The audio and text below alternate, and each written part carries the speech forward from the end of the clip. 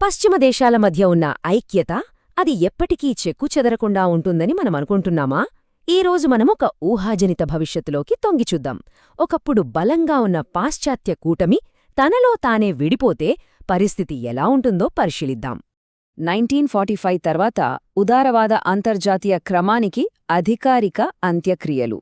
చూడండి, ఈ ఒక్క వాక్యం చాలు 2026 మ్యూనిచ్ సెక్యూరిటీ కాన్ఫరెన్స్లో పరిస్థితి ఎంత తీవ్రంగా ఉందో చెప్పడానికి. ఇది కేవలం ఒక చిన్న మార్పు కాదు, ఇది ప్రపంచ రాజకీయాల్లో ఒక శకం ముగిసిపోవడానికి సంకేతం.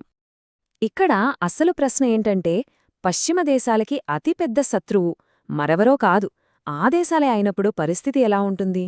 ఒకప్పుడు ప్రజాస్వామ్యం, స్వేచ్ఛ వంటి విలువల మీద నిర్మించిన ఈ కూటమి ఇప్పుడు కేవలం అవసరాలు, లావాదేవీలతో కూడిన ఒక ఉద్రిక్త సంబంధంగా మారిపోయింది. సరే, మరి ఈ పరిస్థితికి మూలమెక్కడుంది? అంతా అమెరికా నుంచే మొదలైంది.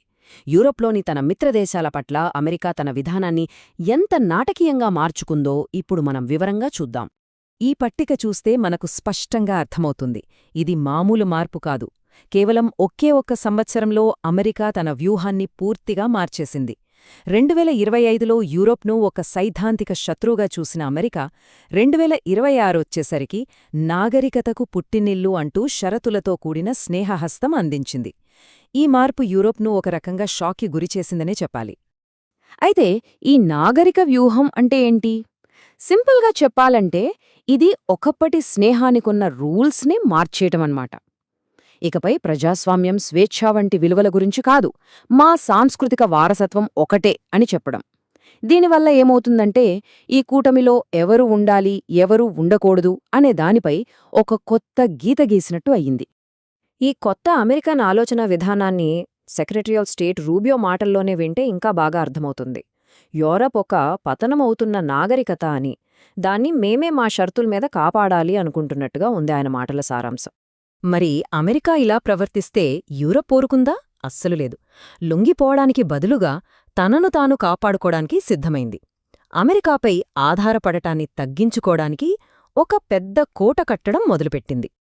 జర్మన్ ఛాన్సలర్ మాటలు వింటే ఈ మార్పు ఎంత పెద్దదో తెలుస్తుంది.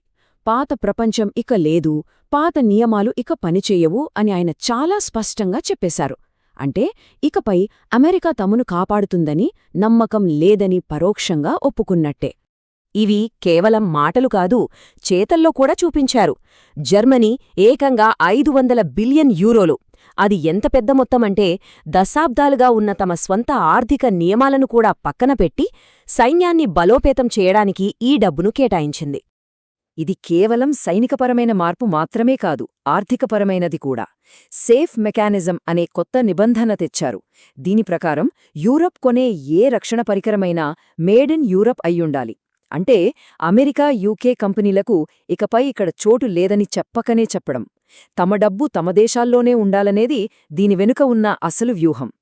ఇక అన్నింటికన్నా ఆశ్చర్యకరమైన, బహుశా భయంకరమైన విషయమేంటంటే, యూరోప్ ఇప్పుడు తనకంటూ ఒక అణు ఆయుధ రక్షణ కవచం గురించి ఆలోచిస్తోంది.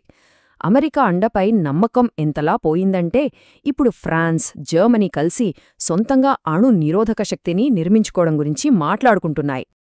ఈ విభేదాలు కేవలం మాటలకే పరిమితం కాలేదు. నిజ జీవితంలో కొన్ని కీలకమైన ప్రాంతాల్లో ప్రత్యక్ష ఘర్షణలకు దారితీస్తున్నాయి. అవేంటో ఇప్పుడు చూద్దాం. మొదటి ఘర్షణ ఆర్కిటిక్లో. ఇక్కడ జరిగిన విషయం నమ్మశక్యంగా లేదు. అమెరికా తన మిత్రదేశమైన డెన్మార్క్ నుంచి గ్రీన్లాండ్ను కొనాలని మళ్లీ ప్రయత్నించింది. దానికి ఒప్పుకోకపోతే భారీగా పన్నులు వేస్తామని బెదిరించింది. పరిస్థితి ఎంతదాకా వెళ్ళిందంటే, యూరోపియన్ దేశాలు తమ సొంత నాటో మిత్రదేశమైన అమెరికా నుంచే డెన్మార్క్ను కాపాడటానికి సైన్యాన్ని పంపాల్సొచ్చింది.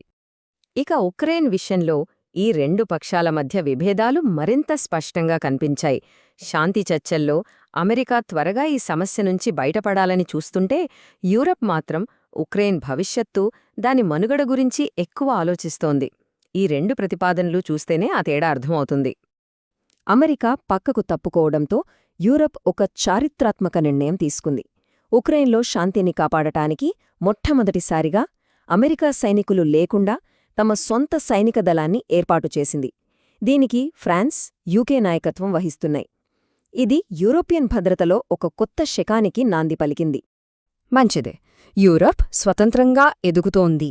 కాని ఈ స్వాతంత్ర్యానికి, ఈ సైనిక శక్తికి ఒక వెల ఉంటుంది కదా, ఆ ధర ఎంత పెద్దదో ఇప్పుడు చూద్దాం.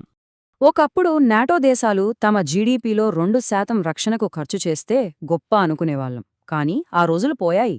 ఇప్పుడు అమెరికా డిమాండ్ చేస్తున్న, యూరప్ ఒప్పుకుంటున్న కొత్త లక్ష్యం ఏకంగా 5%. ఇది చాలా చాలా పెద్ద మొత్తం. కొన్ని దేశాలు ఈ లక్ష్యం వైపు వెళుతున్నాయి, కాని కొన్ని ఇంకా చాలా కష్టపడుతున్నాయి.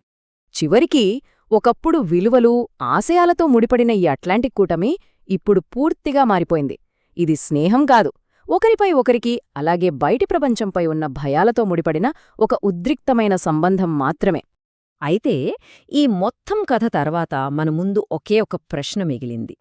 పశ్చిమ దేశాలు తమలో తామే గొడవ పడుతున్న ఈ కొత్త ప్రపంచంలో నిజంగా గెలిచేది ఎవరు? లాభపడేది ఎవరు? దీని గురించి ఆలోచించాలి.